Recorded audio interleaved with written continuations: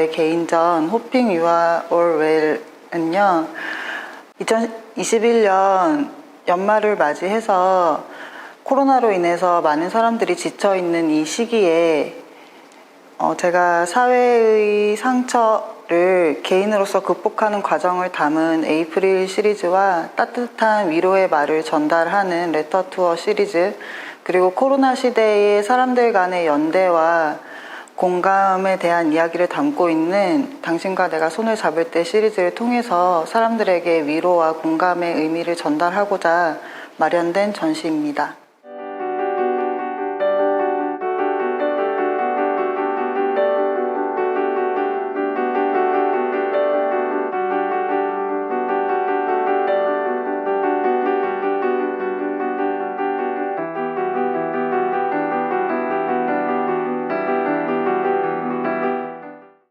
네, 이 작업은 핑거플레이 손짓 훈련이라는 시리즈 안에 당신과 내가 손을 잡을 때 연작이고요. 제가 개인적으로 손에 생긴 건선이라는 질병 때문에 손에 상처가 계속해서 생기고, 그러면서 타인에게 가장 많이 보여지는 신체 중에 얼굴을 제외하면 손이 가장 이제 타인에게 많이 보여지는 신체라는 거를 선명하게 인식하게 됐어요. 이 상처 때문에 손이 계속 이제 컴플렉스가 되고 사람들에게 보여지는 것을 꺼려하게 됐었는데요. 그러다가 어느 날 이제 잡지를 봤는데 하얗고 길고 예쁘게, 그리고 예쁜 매니큐어를 칠해서 예쁘게 정돈된 모델들의 손을 보고 제 손과 함께 되게 굉장한 이질감을 느꼈어요. 그래서 사회에서 보여지는 여성스러움과 실제 여성인 제가 가지고 있는 이 여성스러움의 간극이 굉장히 크게 다가왔고, 그것의 차이는 무엇일까에 대해서 고민하기 시작했던 것 같아요. 그래서 손짓 훈련이라는 작업을 시작하게 됐는데요. 그 작업을 하던 와중에 이제 코로나가 생기게 됐고 갑자기 우리는 단절되게 되었죠. 그래서 많은 사람들이 오히려 그 단절을 통해서 타인과의 연대감이 더 많이 느껴졌다고 생각을 하게 됐어요. 모두가 만나지는 못하지만 공통의 관심사가 생기고, 모두가 이제 아침에 눈을 뜨면 전날 확진자 수를 확인해보고, 그리고 정말 가깝고 사랑하는 지인들과 친구들에게 오히려 더 자주 연락하게 되는 상황들을 보면서 우리가 몸이 떨어져 있지만 오히려 더 서로 연대하고 걱정하고 하게 되는 현상이 아닌가 싶은 생각이 들었거든요. 그래서 이 작업을 하게 됐고요. 여기서 보여지는 이미지들은 제가 이제 그 잡지에서 선별한 이미지들이에요. 잡지에서 여성의 손들을 가지고 와서 복사 촬영을 하고, 그리고 그 잡지에서 보여지는 여성의 손들이 사회의 모습이라고 제가 생각을 하고, 그것들을 구멍을 뚫고 나온 이 손은 제 손이거든요. 그래서 상처가 나 있거나 뭐 이렇게 물집이 나 있거나 한 상처난 제 손들이 사회와 관계 맺기를 하는 이미지적 실험을 시도한 작업인데요. 이 각각의 액자들은 다 따로 있지만 저 끝에서부터 이 11개의 액자가 잘 보면은 빨간 선이 끝까지 쭉 연결되어 있는 모습을 볼 수 있어요.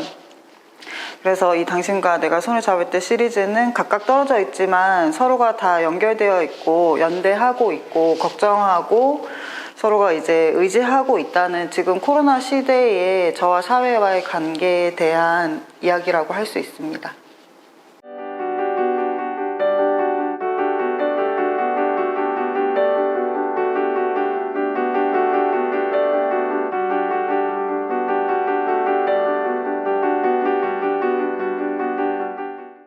지금 보고 계신 작업은 레터 투 허라는 작업이고요.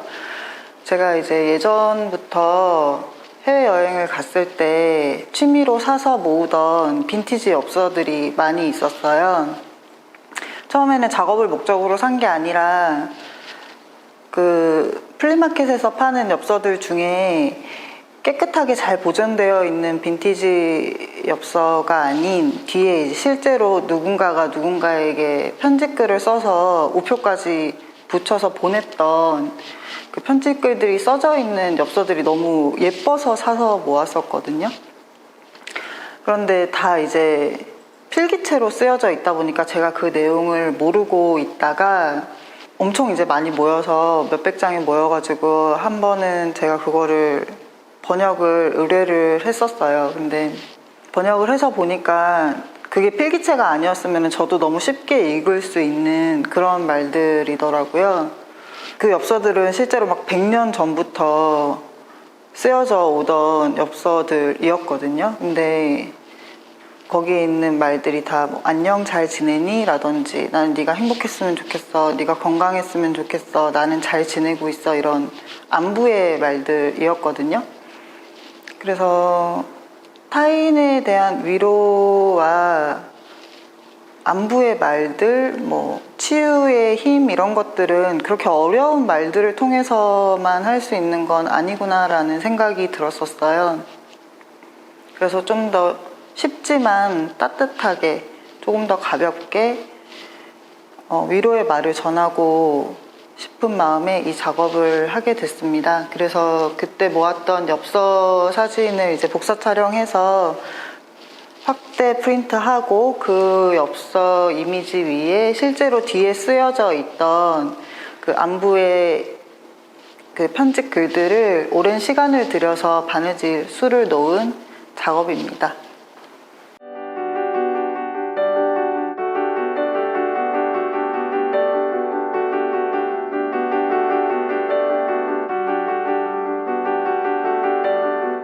에이프릴 시리즈는 2014년 4월에 진도에서 발생한 세월호 사고가 계기가 돼서 시작되었던 작업입니다.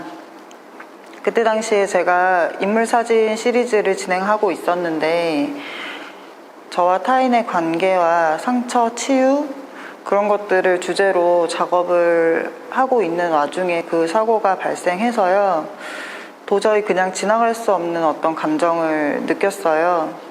그 사고가 저를 비롯해서 그때 많은 사람들에게 큰 트라우마였고 굉장히 큰 상처가 되었기 때문에 그것에 대한 이야기를 꼭 해야겠다는 감정에 휩싸이게 되었는데요. 그럼에도 불구하고 함부로 그 작업을 할 수는 없는 되게 복잡한 마음이 드는 시기였던 것 같아요. 그래서 사고가 난 지 얼마 안 됐을 때 진도에 내려가서는 사실 사진을 거의 못 찍고 올라왔고요. 몇 개월이 지나고 난 뒤에 다시 내려가서 찍은 진도의 풍경 사진 위에 개인으로서 할 수 있는 최선의 치유의 행위인 바느질 작업을 한 시리즈입니다. 그래서 진도에서 제가 느꼈던 여러 감정들이나 그곳에서 있었던 일, 그곳에서 본 것들을 패턴화해서 진도 풍경 사진 위에 이렇게 수를 놓게 되었고요. 작업을 한 초반에는 사진 위에 수 놓은 이 실의 색깔들이 굉장히 알록달록하고 화려하고 최대한 예쁘게 표현하기 위해서 노력을 했었어요.